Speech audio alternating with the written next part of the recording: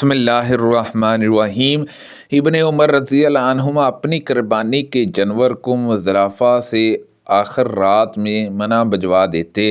یہ قربانیاں جن میں حاجی لوگ نیز غلام اور آزاد دونوں طرح کے لوگ ہوتے، اس مقام میں لے جاتے جہاں ان حضرت صلی اللہ علیہ وسلم نہر کیا کرتے تھے۔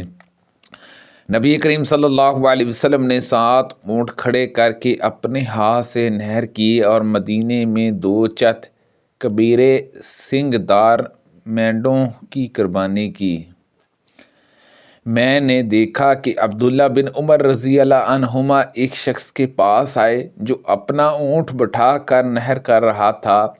عبداللہ رضی اللہ عنہ نے فرمایا کہ اسے کھڑا کر اور باندھ دے، پھر نہر کر کے یہی رسول اللہ صلی اللہ علیہ وسلم کی سنت ہے۔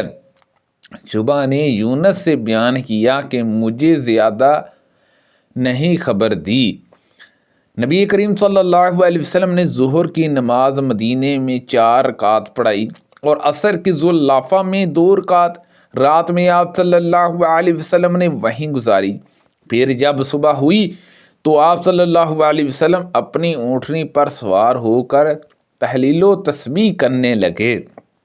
جب وداع پہنچے تو آپ صلی اللہ علیہ وسلم نے دونوں حج اور عمرے کے لیے ایک ساتھ تلبیہ کہا۔ جب مکہ پہنچے اور عمرہ ادا کر لیا تو صحابہ رضوان اللہ اجمعین کو حکم دیا کہ حلال ہو جائیں۔ حضور صلی اللہ علیہ وسلم نے خود اپنے ہاتھ سے 7 اونٹ کھڑے کر کے نہر کیے اور مدینے میں 2 چت کبیرے سینگوں والے مینڈے ذبح کیے۔ نبی کریم صلی اللہ علیہ وسلم نے ظہر کی نماز مدینے میں 4 رکعت اور عصر کی ذواللفہ میں 2 رکعت پڑھائی تھی۔ ایوب نے ایک شخص کے واسطے سے بروایت انس رضی اللہ عنہ کہا، پھر آپ صلی اللہ علیہ وسلم نے وہیں رات گزاری۔ صبح ہوئی تو فجر کی نماز پڑھی اور اپنی اونٹنی پر سوار ہو گئے۔ پھر جب مقام وداع پہنچے تو عمرہ اور حج دونوں کا نام لے کر لبیک پکارا۔ نبی کریم صلی اللہ علیہ وسلم نے مجھے قربانی کے اونٹوں کی دیکھ بھال کے لیے بھیجا، اس لیے میں نے ان کی دیکھ بھال کی۔ پھر آپ صلی اللہ علیہ وسلم نے مجھے حکم دیا تو میں نے ان کے گوشت تقسیم کیے۔ پھر آپ صلی اللہ علیہ وسلم نے مجھے حکم دیا تو میں نے ان کے جول اور چمڑے بھی تقسیم کر دیے۔ سفیان نے کہا کہ مجھ سے عبد الکریم نے بیان کیا، ان سے مجاہد نے، ان سے عبد الرحمن بن ابی لیلہ نے اور ان سے علی رضی اللہ عنہ نے بیان کیا کہ مجھے نبی کریم صلی اللہ علیہ وسلم نے حکم دیا تھا کہ میں قربانی کے اونٹوں کی دیکھ بھال کروں اور ان میں سے کوئی چیز قصائی کی مزدوری میں نہ دوں۔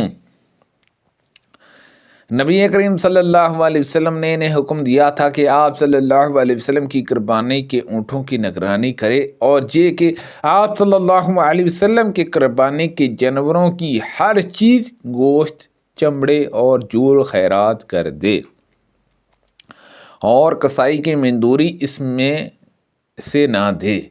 نبی کریم صلی اللہ علیہ وسلم نے حجۃ الوداع کے موقع پر 100 اونٹ قربان کیے۔ میں نے آپ صلی اللہ علیہ وسلم کے حکم کے مطابق ان کے گوشت بانٹ دیے۔ پھر آپ صلی اللہ علیہ وسلم نے ان کے جول بھی تقسیم کرنے کا حکم دیا اور میں نے انہیں بھی تقسیم کیا۔ پھر چمڑے کے لیے حکم دیا اور میں نے انہیں بھی بانٹ دیا۔ ہم اپنی قربانی کا گوشت منع کے بعد 3 دن سے زیادہ نہیں کھاتے تھے۔ پھر ان حضرت صلی اللہ علیہ وسلم نے ہمیں اجازت دے دی اور فرمایا کہ کھاؤ بھی اور توشیہ کے طور پر ساتھ بھی لے جاؤ۔ چنانچہ ہم نے کھایا اور ساتھ بھی لائے۔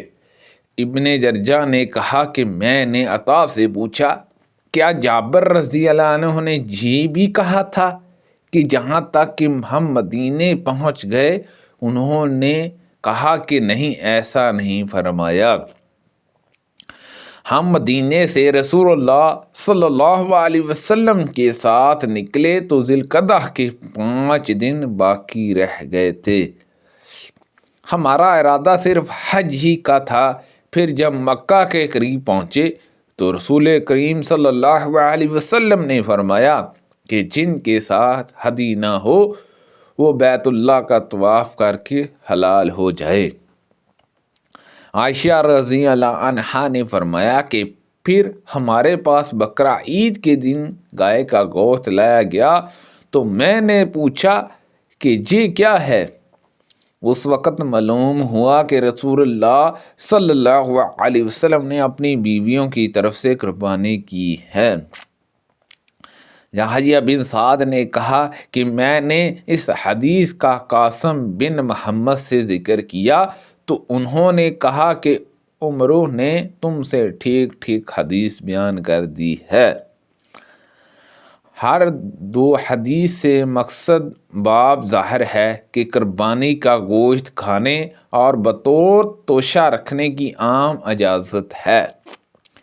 خود قرآن مجید میں فَقَالُوا وَآمَنَا کا صیغہ موجود ہے کہ اسے غربا مسکین کو بھی تقسیم کرو اور خود بھی کھاؤ۔